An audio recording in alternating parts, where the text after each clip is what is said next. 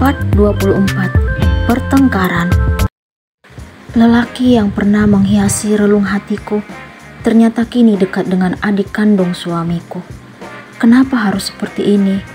Kenzo adalah pria yang telah menyebabkan sepasang suami istri harus terpisah beberapa bulan lamanya.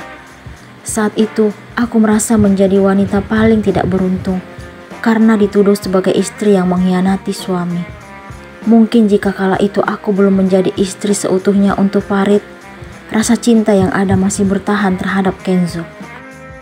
Akan tetapi, kenyataan benar-benar di luar dugaan.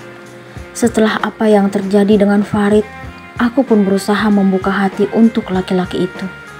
Aku merasa tidak pantas lagi memikirkan pria lain karena telah menjadi miliknya.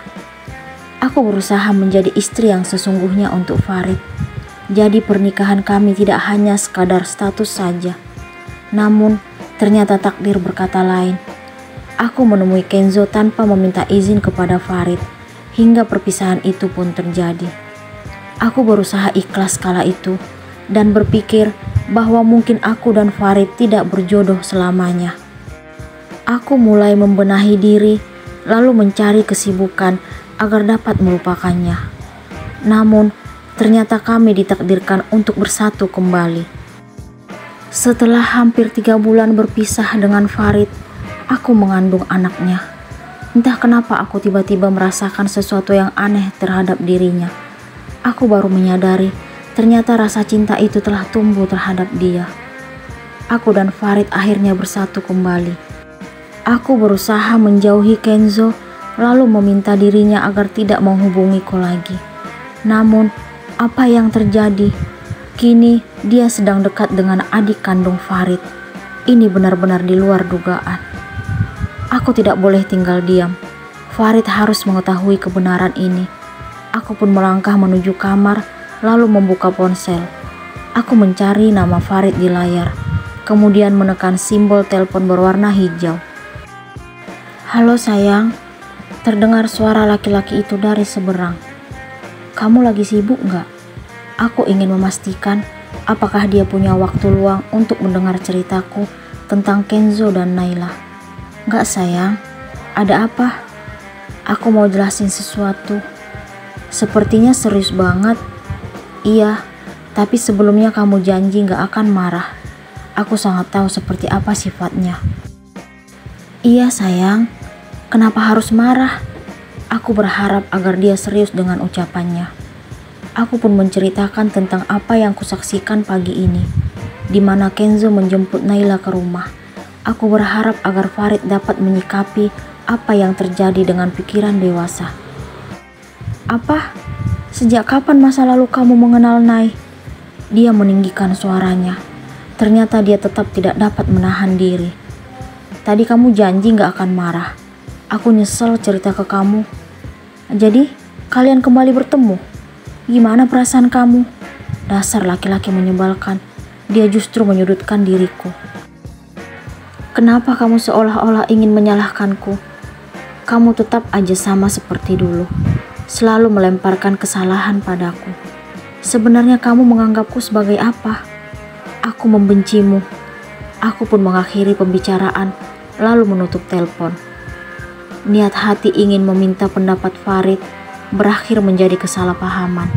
Dia masih tetap saja tidak percaya kepada wanita yang telah mengandung anaknya. Sifat egois itu ternyata masih melekat pada dirinya. Aku sangat sedih menghadapi sikap Farid yang selalu saja ingin menyalahkan diriku. Dalam keadaan hamil besar seperti saat ini pun, dia masih berani menaikkan suara kepadaku. Tanpa diminta, air mataku jatuh membasahi pipi. Aku masih sangat kesal dengan sikap Farid tadi pagi. Walaupun dia berkali-kali menelponku hingga sore ini, tetapi aku mengabaikannya. Sungguh, istri mana yang akan rela jika selalu disangkut pautkan dengan masa lalu oleh suaminya sendiri? Saat ini, aku memilih duduk bersama Naila dan mami mertua di ruang TV. Aku memperhatikan sikap Naila yang tampak senyum-senyum sendiri memandangi ponselnya. Wajahnya memancarkan layaknya seseorang yang sedang kasmaran. Sebenarnya, Aku ingin bertanya tentang kedekatannya dengan Kenzo, tetapi aku tidak ingin dia tersinggung. Mungkin sebaiknya aku diam saja dan berharap Kenzo memiliki niat baik terhadap Naila. "Nay!" Aku terkejut mendengar teriakan Farid yang tiba-tiba sudah berada di ruang TV. "Kenapa harus teriak sih, Rit? Bikin mami kaget aja." Ternyata mami mertua juga terkejut mendengar teriakan anaknya. "Kamu tahu nggak siapa cowok yang dekat denganmu saat ini? Apa kamu nggak ingat? Kamu pernah lihat fotonya?" Farid langsung melontarkan pertanyaan itu kepada Naila. "Abang kenapa sih? Baru datang langsung marah-marah." Naila menunjukkan wajah kesalnya di depan Farid. "Sejak kapan kamu mengenal Kenzo? Kamu tahu nggak siapa dia?" Laki-laki itu kembali bertanya. "Abang tahu dari mana tentang Mas Kenzo?" Naila tidak menjawab pertanyaan abangnya, tetapi justru bertanya balik. "Hebat banget kamu sampai manggil dia dengan sebutan Mas." Farid menunjukkan senyum seperti mengejek. "Dia lebih tua dariku, Bang. Wajar kalau aku memanggilnya seperti itu." "Kamu mau tahu siapa dia? Dia orang yang menyebabkan perpisahan abang dan Kak Kay beberapa bulan yang lalu. Dia masa lalu istri abangmu sendiri." Farid kembali menaikkan suara. Naila tampak terkejut. Dia langsung berdiri. "Apa? Itu nggak mungkin." Gadis itu akhirnya beranjak dari ruang TV menuju lantai 2. "Kalian lagi ngomongin apa, Rit? Mami nggak ngerti." Mami mertua bertanya kepada Farid. Laki-laki itu pun duduk di sampingku. Aku berusaha diam dan tidak menghindar karena sedang berada di dekat maminya. "Nay salah pilih teman, Mih." Dia memberikan jawaban. "Maksudnya?" Mami makin gak ngerti. Mami mertua tampak bingung. Farid akhirnya menceritakan tentang Kenzo, laki-laki yang menyebabkan perpisahan kami beberapa bulan yang lalu. Dia juga mengungkapkan kepada mami mertua kalau saat ini Kenzo sedang dekat dengan Naila. "Aku gak tahu apa tujuan Kenzo deketin Naimi. Aku gak mau kalau sampai dia berbuat yang gak benar karena gagal mendapatkan Kay. Aku gak terima jika dia memiliki maksud tertentu terhadap Nay." Farid tampak serius, sementara aku tetap diam. Aku berusaha berpikiran positif tentang kedekatan Kenzo dan Naila, sementara Farid mengungkapkan kesimpulan yang belum pasti kebenarannya. Aku tidak mengerti kenapa laki-laki itu lebih mengandalkan emosi daripada hatinya.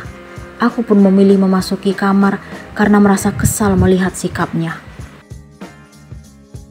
"Kenapa kamu gak angkat teleponku?" Farid masuk kamar setelah beberapa menit kemudian. "Untuk apa?" Aku memberikan jawaban sekenanya. "Jadi, kamu mengabaikan telepon dari suamimu?" Dia pun menghampiriku yang kini duduk di sofa, lalu menghempaskan tubuh di sampingku. "Kalau aku angkat juga percuma. Kamu pasti selalu nyalahin aku. Suami mana yang gak cemburu mengetahui istrinya bertemu dengan cowok masa lalunya?" "Tapi itu pertemuan yang gak disengaja. Kamunya aja yang langsung mikir lain. Ternyata kamu gak hanya egois, keras kepala dan ingin selalu menang, tapi kamu juga posesif." Aku sangat kesal melihat dirinya. "Aku posesif karena aku mencintai istriku. Itu artinya kamu gak percaya pada istrimu. Kamu pikir aku gak trauma dengan kejadian beberapa bulan yang lalu? Istriku berpelukan dengan masa lalunya." Aku makin kesal karena dia masih saja mengingatkan apa yang terjadi saat itu, padahal aku sudah memberikan penjelasan kepadanya. "Kamu masih aja gak percaya padaku. Kalau aku gak memilihmu, gak mungkin aku mengandung darah dagingmu. Aku membencimu, Farid. Kalau tidak ada kepercayaan di antara kita, kenapa kamu mempertahankan hubungan ini? Aku capek. Aku tidak kuasa menahan tangis. Aku merasa lebih mudah terluka sejak bertemu kembali dengan Farid dalam beberapa bulan ini. Apa mungkin ini karena bawaan bayi? Apa kamu menyesal mengandung anakku? Jawab, sayang." Dia menggenggam pergelangan tanganku sangat kuat. Aku kesakitan. "Lepasin. Sakit." Aku berusaha menarik tanganku, tetapi sia-sia. Aku mencintai anakku. Dia juga darah dagingku. Bagaimana mungkin kamu berpikiran sesempit itu? Aku gak akan lepasin sebelum kamu jelasin apa maksud ucapanmu. Aku capek menghadapi sikap egoismu. kamu selalu berusaha melemparkan kesalahan padaku. Kamu selalu menganggap kalau aku masih memikirkan masa laluku. Dengan perut sebesar ini, kamu masih sanggup memberikan tuduhan seperti itu. Apa maumu sebenarnya? Aku ingin menjauh darinya, tetapi dia masih menggenggam tanganku. Kamu gak ngerti apa yang kurasakan saat kamu dulu mengaku mencintai dia di depanku. Itu membuatku takut kehilanganmu. Oleh karena itu, aku berjanji kalau kamu hanya milikku. Hingga malam itu pun terjadi, hasilnya calon anak kita. Aku tidak percaya dengan apa yang dia katakan. Jadi, kamu menjebakku. Aku memukul-mukul dadanya dengan tangan kiriku, sedangkan tangan kanan masih dia genggam. Kamu istriku, gak mungkin aku menjebakmu. Aku hanya ingin agar kamu menjadi istriku seutuhnya. Tidak ada lagi orang ketiga dalam rumah tangga kita. Dia meraih tangan kiriku dari dadanya. Ternyata kejadian malam itu menyimpan maksud terselubung. Farid dengan sengaja melakukan semua itu karena ingin memiliki diriku seutuhnya. Aku sebagai istri tidak mampu menolak keinginan laki-laki tersebut. Isak tangisku makin pecah dan air mata kian deras setelah mendengar penuturan Farid. Apa yang dilakukan laki-laki itu membuat hati ini terasa pilu. Dia tidak hanya egois, keras kepala dan posesif, ternyata juga penuh teka-teki. Tiba-tiba aku merasa sesak, mungkin karena sejak tadi belum mampu menghentikan tangisan. Sungguh, aku sulit untuk bernapas. Ada apa denganku? Sayang, kamu kenapa? Farid mengusap kedua telapak tanganku ke pipinya. Aku sesak. Aku mohon, jangan nangis. Dia pun memberikan napas buatan menggunakan mulutnya. Akhirnya, aku merasa lebih tenang dari sebelumnya. Kamu jahat. Ternyata kamu hanya memanfaatkan diriku. Aku membencimu. Aku masih tetap menangis. Itu gak benar, sayang. Aku sangat mencintaimu. Dia mengusap kedua pipiku. Setelah itu, dia pun menggendongku ke tempat tidur.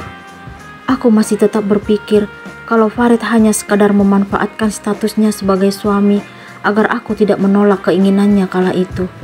Pantas saja kejadian hasrat malam itu terjadi begitu saja. Apakah Keira akan tetap berpikir dimanfaatkan Farid?